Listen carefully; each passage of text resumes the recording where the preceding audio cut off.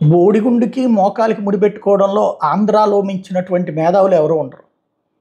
జగన్ ప్రతిపక్ష నాయకుడు పోస్ట్ ఎందుకు అడుగుతున్నాడంటే రేపు పొద్దున అరెస్ట్ చేసి జైల్లో పెట్టేస్తారు. అప్పుడు ప్రతిపక్ష నాయకుడిని అరెస్ట్ చేయాలంటే గవర్నర్ పర్మిషన్ కావాలి, అందుకోసం చేస్తున్నారు. అందుకోసం ప్రతిపక్ష నాయకుడు హోదా అడుగుతున్నాడు.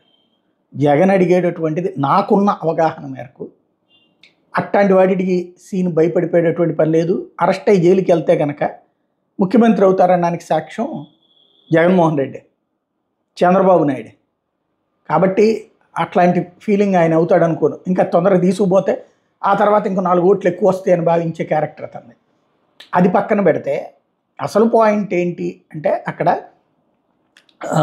మెయిన్ ఇష్యూ ఇక్కడ జగన్ సభకి వెళ్తే ప్రతిపక్ష నాయకుడికి ఇప్పుడు అధికార పక్షానికి టైము 3 గంటలు ఇస్తే ప్రతిపక్షానికి కనీసం 2 గంటలు ఇవ్వాలి, లేదా గంటన్న ఇవ్వాలి.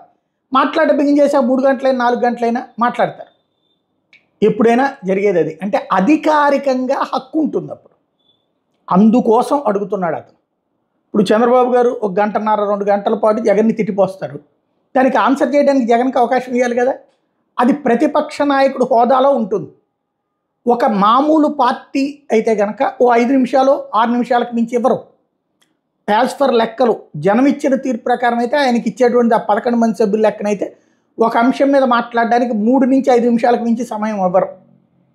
మిగతా అంటే 1 గంటలో 5 నిమిషాలు ఈయనకిస్తే 55 నిమిషాలు అవతల వ్యతిరేకంగా ఇస్తారు. ఇది సహజ సిద్ధమైన ఫినామినా. దాంట్లో జగన్ అడగడంలో తప్పు లేదు, వీళ్ళు ఇవ్వకపోవడంలో కూడాను తప్పు లేదు. ఎందుకంటే ప్రజలు ఇవ్వని తీర్పుని చంద్రబాబు ఎందుకు ఇస్తారు?